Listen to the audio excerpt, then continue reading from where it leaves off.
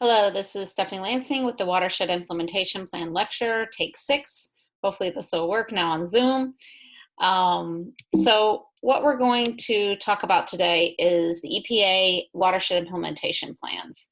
That basically the EPA worked with 6 jurisdictions, Delaware, Maryland, New York, Pennsylvania, Virginia, and West Virginia, that were all in the Chesapeake Bay watershed and the District of Columbia. And basically to ensure that the progress is being made on the Chesapeake Bay cleanup, they did these, first they did TMDLs, which I'll go over, and then they led into watershed implementation plans. So in December 2010, the EPA established the Chesapeake Bay total maximum daily load based on an executive order by President Obama. So the TMDLs are basically an historic comprehensive pollution diet that basically made sure that there was an actions being made by these jurisdictions, the 6 states and the Chesapeake Bay, the District of Columbia, to ensure that the region's streams, creeks, and rivers that led into the bay and the bay itself were healthy. So basically what TMDLs is, total maximum daily loads, they set the limits necessary to achieve the water quality standards that were the goals. These goals are for limits by 2025, and basically it's 185.9 million pounds of nitrogen, 25 million pounds of phosphorus, 6 million pounds of sediment per year going into the bay. That's as much as we want. This is actually based on in 2010, when this was established. This was a 25% reduction in nitrogen, 24% reduction in phosphorus, and a 20% reduction in sediments. So basically they divided them out by these jurisdictions, by these states and the District of Columbia. And then they also divide them out based on major river basins. And then they use modeling tools, monitoring data, science, and then close interaction with the partners to kind of develop them and make sure that they were being achieved. So they were basically, again, established as pollution control measures needed to restore the bay and the tidal rivers by 2025, with at least 60% of those actions completed by 2017. So we'll talk about that as well. So again, there's lots of TMDLs. The Chesapeake Bay TMDL, the total maximum daily load, is the largest and most complex because, again, it establishes total maximum daily loads off of many jurisdictions. Again, the watershed is a 64,000 square mile watershed.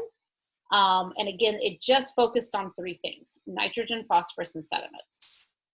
So basically, the whole Chesapeake Bay TMDL is a combination of 92 smaller TMDLs in the individual tidal segments. So those 3 things were broken down into TMDLs for each of these segments.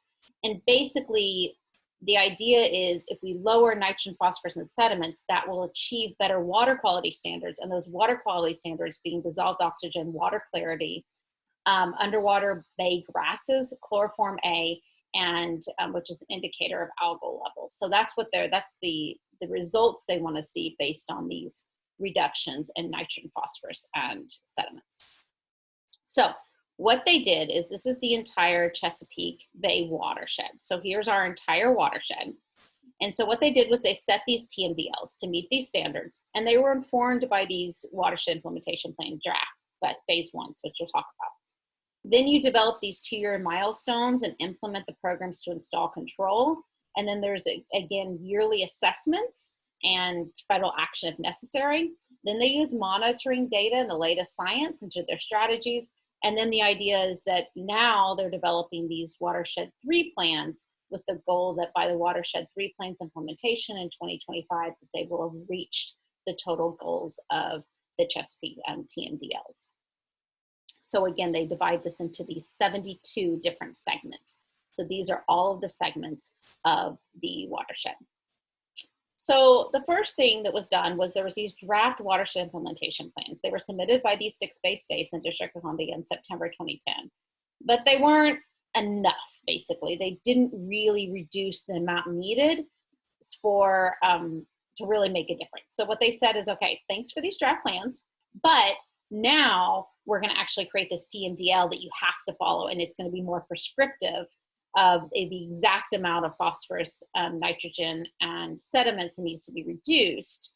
and these are the highest levels. We're not going to go below these levels. And then you can develop your own watershed implementation plan in your state and in your counties and in your jurisdictions to figure out how you're going to meet those levels. So basically this is the level, this is what we're going to do, which again, I just stated, this is the TMDL levels are this 185, 120 nitrogen, 125 phosphorus, and sediment, 60 billion sediment. So anyway, the states have to create their watershed implementation plans. All right, so just so you're still listening, this is my son, my daughter, and my husband at the Chesapeake Bay. So again, we're talking about the Chesapeake Bay TMDLs to restore the water. So I hope you're listening. Okay, so we're moving on to the watershed implementation plans. So phase 1 and phase 2 were done in 2009 and 2011 respectively. And so basically they provided these assurance that they were going to achieve their 2017 targets. Sorry, that should be 2017 targets would be achieved. And then basically they reaffirmed their commitment when they signed the watershed agreement in 2014. Again, this was all started in 2010. In 2014, they reaffirmed their commitments and they all signed it, saying that they would reach these goals by 2025. And again, they remain committed and everybody's doing their part. So the states did submit their phase 3 plans. Those have all been submitted and we'll go through Maryland's phase 3 plan after their 2017 midpoint assessment. So again, it started in 2010, it goes to 2025. So we had a midpoint assessment in 2017 that laid the groundwork for the implementation of these practices. So they have this staff committee that established expectations for how we're going to use chain conditions with the Conowingo Dam. And we're going to talk more specifically about the dam. That's its own lecture. So we'll talk more specifically about the dam later. So these expectations are expected for, again, these the vegetation, the chloroform, the standards by meeting these goals. So Maryland, specifically, we have our phase 3 plan. Basically, the public participated in 2019 in the development. They had open meetings, and they did publish it in August of 2019. Again, for us, nitrogen was the primary focus because we're well on track to meet our phosphorus and sediment goals, but we still need some work with our nitrogen goals. They have, again, a website and everything that talks about this implementation plan. So these WIP progress, every year we have to submit a progress based on modeling tools. And so again, the Chesapeake Bay assessment tool that those of you in 481 are using, those are one of the main modeling tools used to assess these progress. And the jurisdiction submits these records each year to the EPA, and then they have an evaluation to figure out what their next 2-year milestones are going to be to meet the 2025 goal. And then these evaluations are based on peer review science in addition to the monitoring. So what's included in these models? Basically, the Chesapeake Bay model, which is the tool that you're using, has an airshed model, which again is looking at nitrogen deposited by vehicles, power plants, and other emission sources. It's looking at land use change models, again going from urban to increases in urban population and how that'll affect septic and sewage systems. Again, it's the watershed model, the amount of nitrogen, phosphorus, and sediments reading the bay, and then the estuary model that looks at water quality.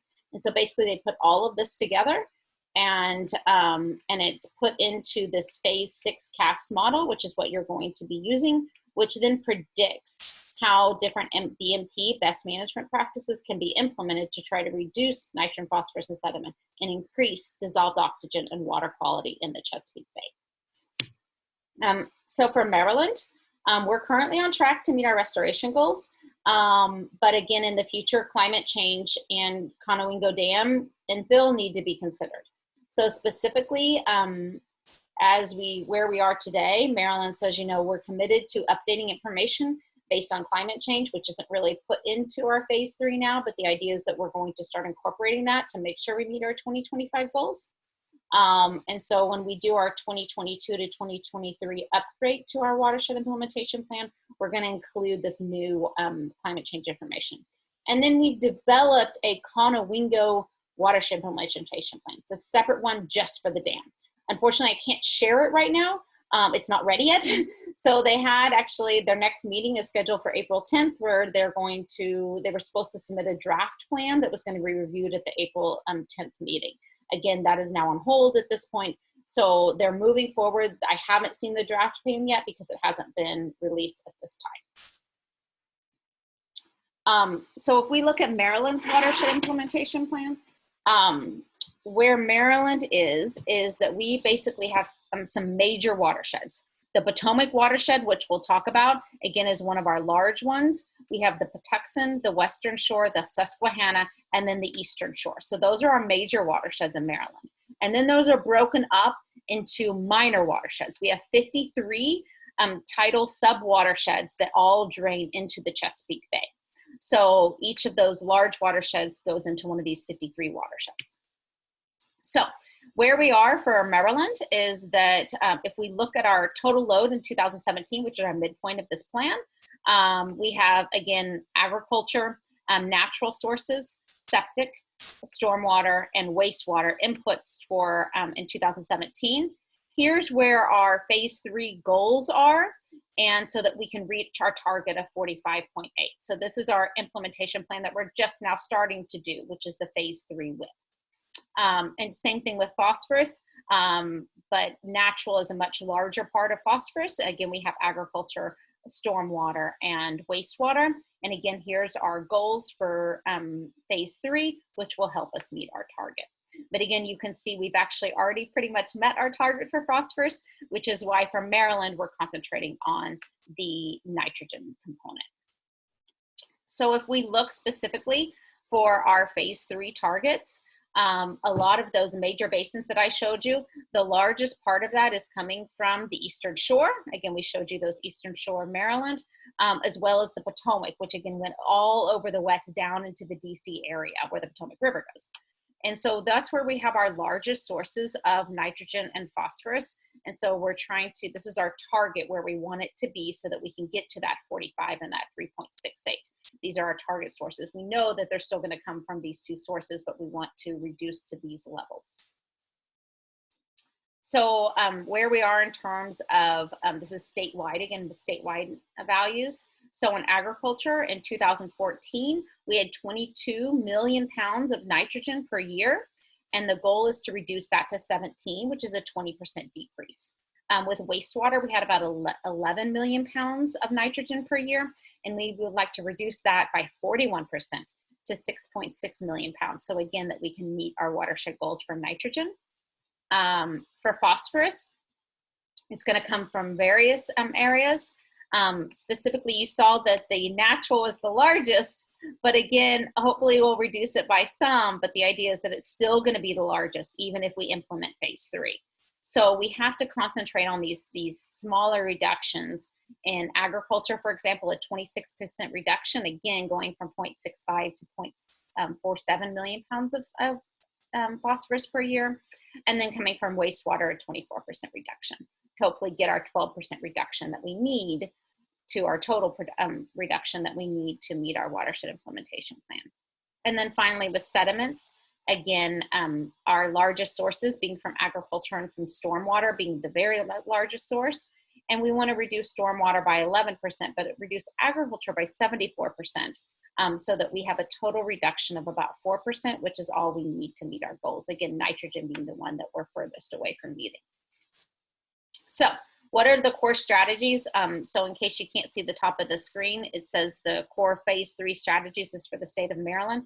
This is the pounds of nitrogen reduced, the pounds of phosphorus reduced, and then the top corner, which I think my face is covering, is the cost that it'll be for these. So in terms of agriculture, we're putting most of our money, again, this is costs, and so $25 million per year into cover crops. So we're still planting cover crops every year. The idea is, again, we plant these in the fall. They keep the soil intact and the nitrogen phosphorus then that binds to that soil intact so that we can, and then they just stay in the field. Usually they rot in the fields. We usually don't extract them because, again, we want that everything to stay in the fields, and then we'll till it in and plant it in the spring. So that's our largest cost in terms of agriculture. But we're also doing nutrient management plan compliance, making sure that they're complying. And actually the University of Maryland Extension does a lot of that nutrient management plan compliance. Again, assisting them with conservation easements that they can get money for from the state. As well as we're doing a lot of manure transport. And this is what we're doing to take phosphorus, mainly poultry litter, from the Eastern Shore and bring it to other parts of Maryland, Delaware, Virginia, Pennsylvania, to areas that might be low in phosphorus because the phosphorus soil concentrations in the Eastern Shore are so high that they can't apply the poultry litter in that area in some cases, depending on the farm and that soil, the phosphorus soil level. So we're spending about $2 million on transporting poultry litter off the Eastern Shore to other places. Our future practices is going to be additional BMPs. And so we'll talk a little bit about this next week, or some of the additional BMPs that they're looking at to try to enhance the water quality of the water coming off from agricultural lands, the non-point source pollution. Again, if we look at, this is the atmospheric one, so this is potential, but it doesn't count towards the phase 3, but something we're going to look into for 2022 to 2024. And some of that is petition to the EPA to optimize the power plants that are upwind of Maryland, because again, those nitric oxides that are released during energy production come and get deposited in Maryland land. So again, that's something we're looking at. Again, greenhouse gas reductions, which would include CO2, but also NOx and nitrogen. The RGGI, so those of you who are in renewable energy, we talk a lot about the regional RGGI program and how that tries to cap emissions, which include NOx, but also CO2. Clean and renewable standards, transportation initiatives, as well as InPower, which is a residential commercial efficiency program, again, to try to reduce our energy production with the ideas that also reduce nitrogen deposits on land and water. Also the Volkswagen settlement with the NOx mitigations, so that's unknown, and as well as the petition to Ozone Transport Commission to try to optimize power plants in Maryland, which again have an effect in Maryland land. Again, conservation practices, we do that now. So if you have a land, you can keep it, let's say you don't want to farm it anymore, but you can keep it in conservation and receive payments of that, so it's not turned into impermeable land and it's kept as a conservation easement. In terms of natural filters on public lands, again, this is Maryland's goal. So again, looking at 6 miles of stream restoration, 22 million at least, oyster aquaculture, trying to increase oyster and the filtering process that they do to clean the bay, planting of trees, wetland restoration, shoreline management, oyster reef restoration, as well as tree planting and wetland creation through financial incentives. Finally, moving on to septic, again, doing best available technology upgrades. So that's when you have the failing leach fields. We talked about doing mound systems where we bring it up so that you know you have enough area to capture those nutrients in the soil with soil processing and microbes before it goes into the rivers. And again, connecting more to wastewater treatment plants than septic tanks so that we can treat it properly at the wastewater treatment plant. Also septic pumping. Looking at stormwater, and we're going to talk a little bit about MS4 permits and what that means. But right now they're doing MS4 permits, and this is $1.8 billion, $1.18 billion to try to do more permits of restoration of stormwater. So again, a lot of this is when we collect the stormwater, how that stormwater is discharged into rivers. And again, restoration requirements and implementation. And so we'll talk a little bit about that. So what an MS4 is it's a municipal separate stormwater system. So this is where it doesn't go into a combined sewage, but it's a separate stormwater system that if you see here, you might see drains to the Chesapeake Bay, right? So this stormwater that comes off here is going to drain into like this pipe right here into the Chesapeake Bay. So it's our stormwater conveyance. And so these actually have permits, and we're trying to reduce the amount that actually goes into this drain, and then also seeing what kind of treatment and other things we can do at the outfall areas before it reaches the rivers. Finally, moving on to wastewater, again, looking at incentives for higher treatment levels, operation and management to achieve nitrogen discharge concentrations of 3, which is quite low, and seeing what we can do to help and enhance wastewater treatment. And then finally, again, reduce combined sewer overflows and sanitary overflows. So when we do have those, and putting in $40 million towards that. So, hello, checking in. Are you still listening? Again, my daughter, and 6 years ago at the Chesapeake Bay, she wants to know if you're listening. All right, so with Maryland, if we look specifically at the stormwater sector, because we're going to be talking about rain gardens this week, you can see that they need wider application, and they're looking at tree canopy, forest buffers, and specifically rain gardens. So the idea is they want to reestablish tidal wetlands, riparian buffers, and increase the tree canopy, especially in those riparian areas. So we're looking at a living shoreline creation about 4,000 linear feet per year, resulting in 25 acres of tidal marsh that they're going to restore, as well as increasing the rate of forest buffers. So we have 900 acres of forest buffer restoration per year. What we're doing with tree plantings is we have, again, competitive grants for residential tree planting. We have backyard buffers where we give away seedlings. We have plant tree coupons, as well as cost share programs. And so the challenges, though, is having people know about these programs and utilize them, and then again, the limited staff that they have for implementation. So specifically now to PG County. So PG County specifically has so many pounds of nitrogen that we're hoping to reduce. So if we look at our load in agriculture, we're going to reduce it, but it's not huge. Our load in urban is one of our highest loads. So we're trying to reduce that, our natural, our septic, but mainly it's our wastewater load. And you can see here that actually for PG County, because the population is expected to increase by so much, that we're actually assuming that we are going to increase that, but other states will act, or other jurisdictions will decrease it, which will take in that increased load. So this is actually parts of a presentation by Jerry Baldondo, which is from the Department of Environment, the stormwater section. And so this is actually the PG County stormwater. So the University of Maryland is here where it says Anacostia Watershed. So this is where we are in terms of the stormwater. And so these are the different, we have the Western branch, the Anacostia, the Patuxent Lower. Here is the Patuxent Upper here. These are our different water bodies in PG County. So we have a lot of existing county programs. We have the Clean Water Program, the Erosion Sediment Control Program, Sweet Streeping, volunteer programs, tree planting programs, and educational programs. And so what PG County has done is not only are they looking at permeable pavement and permeable asphalt, also again, trying to create where here we have a rain garden coming in before it goes into this drainage area. It's actually being treated here. Here's another rain garden, rain barrels, tree planting. Here's some stream restoration that we're doing. Here's some biofiltration ponds that we have, as well as more rain gardens and bioswales.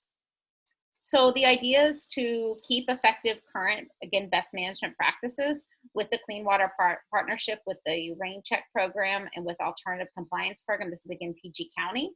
So again, part of that is just bioretention ponds that they can have even in just right-of-ways that they have, as well as permeable pavement. The future is new BMPs on county property. That's where they've really been focusing in the past few years, is libraries and schools and other county properties, as well as new right-of-way. So this is kind of a right-of-way BMP through county programs, and then partner with private and public institutions to install more BMPs on their land. So if we look at our current BMP, so we're not actually doing so well in terms of the credit for the BMP. So our current load, if we look at this is specifically for sediment, total suspended solids, our current load per year is actually 163% of our target in the Puxahana River lower watershed, and 177% of our target in the middle watershed. And we also have PCBs concerns, and I'll go into that in a little bit. And so our gap is very high. And so we've only actually received about load reduction to date is about 0.8% of our target. So basically our restoration plan, since we're not there yet, is to do stream restoration for about 37% of that additional load, to do new wet ponds to, again, try to trap the sediments in the ponds and let it settle out slowly, as well as ESD practices. So ESD, environmental, it's my picture's here in the way, is the environmental stormwater management programs. So it's basically the environmental site management tools that you have to use in order to the site design. So environmental site design that you have to use in order, and this is actually the state document, when you're building a new building, basically. When you do any sort of site design, it's the guides for the environmental site design. So their idea is to increase what we make people do when they're doing development on a new site, and use those enhanced practices to reduce 33%. So again, this idea is if we do these BMPs, that there's co-benefits in terms of air quality, biodiversity, education, energy efficiency, flood mitigation, groundwater recharge, property values, and recreation. So the cost estimates, again, just for the Patuxent River itself from the county, this is PG County's cost, is going to come $70 million for reducing the sediments from the Patuxent River, with the PCBs being about $782 million. So when we're talking about PCBs, we're talking about polychlorinated biphenyls. And so again, these are man-mades that don't break down in the environment and tend to bioaccumulate. It can be carcinogenic. So they come from lubricants, from cooling applications, electrical installations, lights, transformers, and we have contamination throughout, especially in this area of PG County, in the Patuxent River area watershed. So if we look at our TSS, our total suspended solids impervious acreage restoration goals, basically if we look at 2021, the idea is to treat at least 13 with BMPs, which would reduce 18 tons per year and cost us about $1.9 million, $2 million. And if we look at, again, the Patuxent River for the middle watershed, again, they're looking at about $1.6 million. And then as we go through 2044, cumulatively, hopefully we will spend about $39 million on the lower watershed and $30 million on the upper watershed to reduce, again, treat 267 acres of impervious surface in those watersheds. Same thing for CCBs. Again, the idea is we'll be spending a lot more, 400 on the lower and 800 on the upper. On the watersheds to try to treat 53 and 28 acre, remove PCB grams per year. So to tracking progress, we're doing it with our annual MS4 reports. Again, the stormwater assessment reports document the BMP installation and activities and outreach, monitoring the biological, physical, and water quality, and also looking at the types of services and the monitoring data as well with georeferencing, GIS. And so we're working with MDE, the Maryland Department of Environment, to move the permits to priority areas where we're doing permitting. We're also currently monitoring nitrate, this is in PG County, nitrate, total Keldol nitrogen, total phosphorus, total suspended solids, BOD, TPH, total pH, copper, lead, zinc, hardness, pH, temperature, and E. coli, and expected to kind of upgrade these with our next permits. So if we look at our monitoring changes, our monitoring goals, the biological monitoring, this is actually where we have impaired areas. So these are the darker levels, is the percent impaired. And so the percent biological degradation is quite high around the southern part of the DC area, in this area, and quite low in the more rural areas of southern PG County. And so if we look at countywide biological degradation, we can see that the habitat scores are very high here, while our habitat scores are pretty low in this part of PG County. And again, percent degradation, this is for streams, degraded streams. Again, in the lower part of the county, which is quite rural, we don't have as many degraded streams. This is where we are right now. But in the upper part of the county, while we're better than we were in 1999 to 2003, we've definitely improved from 2015 to 2017. We still have a lot of degraded streams around the DC area. So again, this is again from PG County, the role is to be informed, pick up after pets, plant trees, install rain barrels, leave grass clippings on lawns, don't litter, smart use of fertilizers.